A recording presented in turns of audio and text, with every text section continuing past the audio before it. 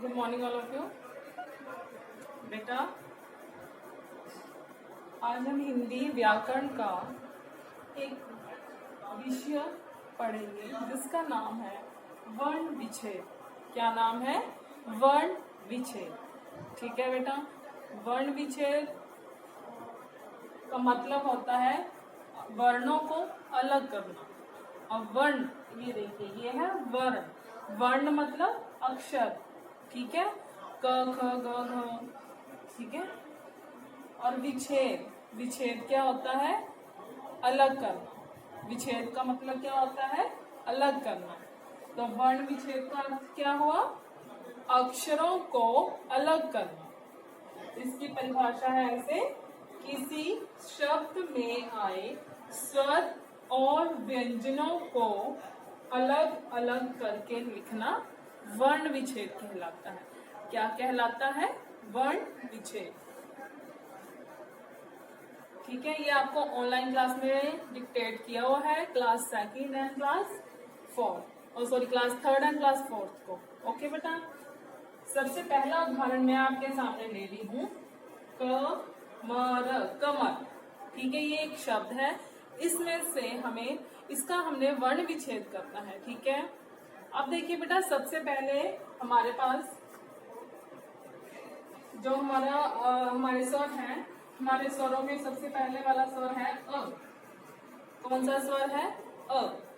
ये सबसे ध्यान देने योग्य बात है बेटा कि अ की कोई मात्रा नहीं होती है। अ की कोई भी मात्रा नहीं होती है, इसलिए अ को हम वर्ण विच्छेद में मात्रा की तरह प्रयोग नहीं करते हैं। लेकिन जो अ है, अ की सहायता से ही सारे व्यंजन बोले जाते हैं। सारे व्यंजन बोले जाते हैं। बिना अ के कोई भी व्यंजन नहीं बोला जाता है। ठीक है, अब जैसे हम क की साउंड निकाल रहे हैं, बोल रहे क के अंत में क्या आ रहा है? अ, म, र। ठीक है, तो सबसे पहले कौन सी साउंड आ रही है? क। तो हमने क्या लिख दिया? हमने लिख दिया क। ठीक है, क प्लस, अब क में किसकी साउंड आ रही है? इसके साथ कोई मात्रा है स्वर की?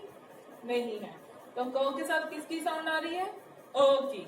क, अ की साउंड है, तो हम यहाँ लिखेंगे क से हमने अ का अलग कर दिया।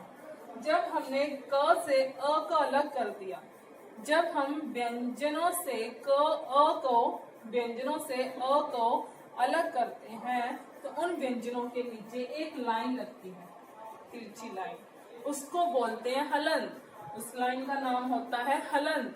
ये बहुत से बच्चे, जब मैं लेसन रीड करवाती थी बुक वर्क में, ऐसा कोई हमारे पास स्पेलिंग आती थी, ठीक है, हमारे पास ऐसा कोई शब्द आता था जिसके नीचे ये लाइन लगी हो, तो बच्चे हमेशा ये क्वेश्चन करते थे कि मैम ये कौन सी मात्रा होती है बेटा। मैं आपको तब भी समझाती थी बेटा ये मात्रा नहीं होती है, ये होता है हलंत। हलंत का मतलब है कि जिस अक्षर के नीचे, जिस शब्द के नीचे, वर्ण के नीचे ये हलंत लगा है, वो वर्ण आधा है, उस वर्ण से अ को निकाल दिया गया है। ठीक है, अब क का वर्ण विच्छेद हो गया। अब हम म का करेंगे। क्या लिखेंगे? अब इसमें भी सेम टू सेम आएगा। क्यों आएगा? क्योंकि ना म में मात्रा है ना र में मात्रा है। ये बिना मात्रा के एक शब्द है कमर, तो जिसमें मात्रा ना हो उन व्यंजनों में क्या लगता है? अ। ठीक है, हमने अ, म प्लस अ, उसके बाद है र, उसके बाद है र, र प्लस अ। इस वर्ण विच्छेद में सबसे याद रखने योग्य बात है कि हमें, जब हम वर्ण विच्छेद करते हैं तो हमें हलंत लगाना बहुत ही जरूरी है। अगर हम हलंत नहीं लगाएंगे, हलंत का प्रयोग नहीं करेंगे, तो हमारा जो शब्द है वो अलग गलत हो जाएगा। हमारा जो वर्ण विच्छेद है वो गलत हो जाएगा, जिससे कि हमारे मार्क्स भी एग्जाम में कटते हैं। ओके बेटा, हमारा जो वर्ण विच्छेद है वो पूरा नहीं होगा अगर हम हलंत नहीं लगाएंगे। हलंत किस में लगते हैं? व्यंजनों में। ठीक है, स्वरों की मात्राओं में हलंत नहीं लगते हैं, और जो है वो भी एक स्वर है, उसमें कभी हलंत नहीं लगेगा। ठीक है, आगे हमारे पास ये हमने 3 अक्षर वाला वर्ण विच्छेद किया, अब हमारे पास 4 अक्षर वाला वर्ण स्पेलिंग आई। ठीक है, 4 अक्षरों का एक शब्द आया अजगर। अब हम अजगर को क्या करेंगे, अलग करेंगे। अब इसमें सबसे ध्यान देने योग्य बात क्या है, अजगर। सबसे पहला जो हमारे पास वर्ण है वो कौन है, अ। क्या है, अ क्या है, स्वर। स्वर तो स्वरों को तो कोई काटेगा, ठीक है, स्वरों को। अब अ जो है, अ में से अ को अलग नहीं करते हैं, लेकिन वो स्वर है। ठीक है बेटा, तो अ हमारा वैसे का वैसा ही रहेगा। ठीक है, अ को अ प्लस अ नहीं लिखेंगे हम, ठीक है, क्योंकि अ हमारा व्यंजन नहीं है। जो व्यंजन है वो स्वरों की सहायता से बोले जाते हैं। अ को हम अ लिखेंगे। आगे आता है ज। जो क्या है, व्यंजन। ठीक है, अब जो के साथ क्या लगेगा, अ, नीचे हलंत, अ के नीचे कोई हलंत। अब आता है ग।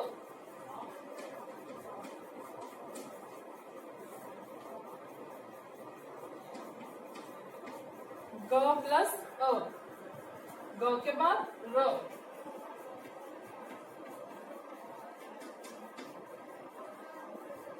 र प्लस अ। ठीक है बेटा, अ ज अ ग अ र अ, अजगर। ठीक है, अब बेटा एक मैंने शब्द लिया है जिसमें मात्रा का प्रयोग है, आ की मात्रा का। क्या शब्द है, राजा। क्या शब्द है, राजा। अब देखिए, पहला हमारे पास क्या वर्ण है, र।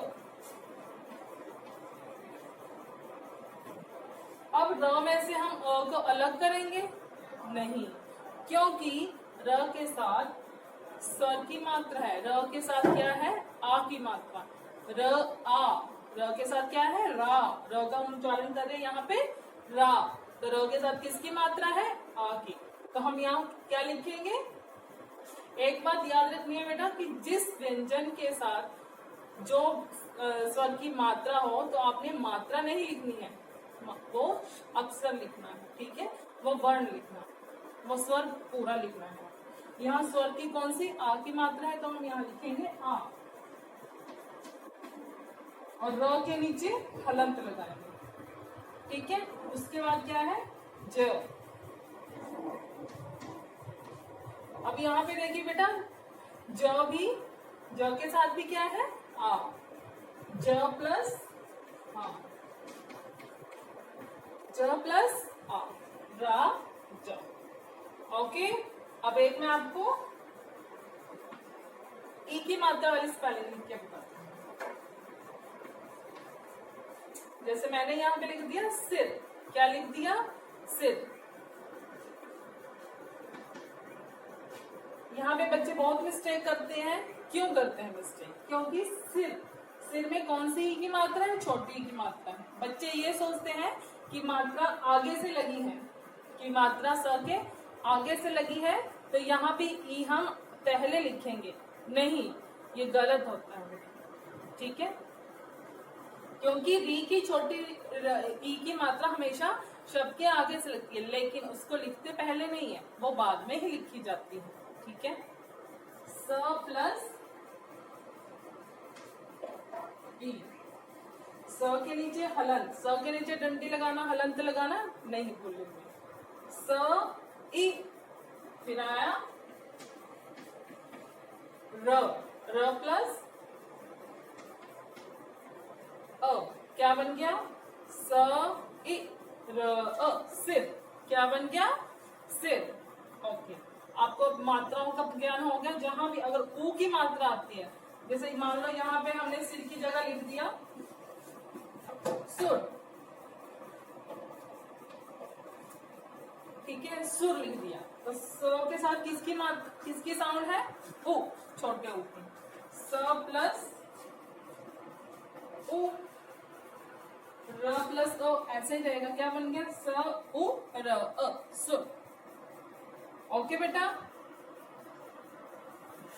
अगर आपको एक दो मात्रा की और ये समझना है तो वो भी देखिए। अब जैसे हमने लिखा है कौन, ये लिखा है मैंने कौन, सबसे पहले कौन सा व्यंजन है, क प्लस, अब यहाँ कौन सी मात्रा है बेटा, कौन सी मात्रा है, ओ की, ठीक है, ओ की मात्रा है। तो हम क्या लिखेंगे यहाँ पे, क के बाद ओ की मात्रा नहीं लगाएंगे, हम ओ लिखेंगे।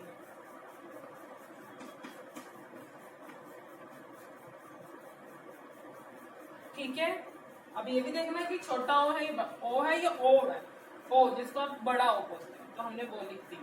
उसके बाद न प्लस अ, क्योंकि जिसके साथ मात्रा नहीं है उसके साथ अ हमेशा लगेगा। ठीक है, और एक और बात बेटा जो सबसे जरूरी है, हम कंफ्यूज हो जाते हैं कभी जब हमारे पास कोई आधा शब्द वाली, जो आधे वर्ण वाली जो है मात्रा आती है, आधा वर्ण वाली स्पेलिंग आती है अगर हमारे पास, ठीक है, आधे शब्द वाली कोई छोटी सी लेती हूँ, बड़ी नहीं लूंगी। जैसे मान लो ये लिखा है शब्द, अगर हमने शब्द का वर्ण विच्छेद करना है, ठीक है, अगर हमने शब्द का वर्ण विच्छेद करना है तो कैसे करेंगे, ठीक है, श, ठीक है, श का श लिख दिया, श प्लस अ, क्योंकि श के साथ अ, तो आएगा ही आएगा, श प्लस अ, ठीक है। उसके बाद देखिए अब ये जो ब है, शब्द का ब है वो आधा है, अब हम क्या करेंगे, अब हम जो आधा है इसको हम यहाँ पे पूरा लिखेंगे, लेकिन इसको आधा कैसे लिखेंगे हम, मैंने आपको पहले बात बताई थी, जो अ है, ये जो अ है ये हमारे व्यंजनों को, अगर व्यंजन से ये निकल जाए तो ये व्यंजन को आधा कर देता है, ठीक है, तो ब के नीचे भी हलंत है, इसके साथ ब के साथ अ नहीं लगेगा क्योंकि ये पहले से ही आधा है, ठीक है, तो हमने ब के नीचे हलंत लगा दिया और हमने अ नहीं लिखा, इसका मतलब हमने ब को आधा लिखा। अब ब के बाद है द, तो हम यहाँ लिखेंगे द प्लस अ, श अ ब द अ, शब्द, ठीक है, इसलिए हम इसको बोलते हैं शब्द, शब्द नहीं बोलते हैं क्योंकि ब आधा है, ठीक है, जब आधे की उच्चारण होती है, अ की उच्चारण नहीं होती है तो हम अ का नहीं बोलते, ठीक है बेटा। आई होप आपको इतना क्लियर हुआ होगा, समझ आया होगा, ठीक है, जिसको भी कोई डाउट हो, कुछ भी पूछना हो वो मैम को मैसेज कर सकते हैं। ओके बेटा, टेक केयर, बाय।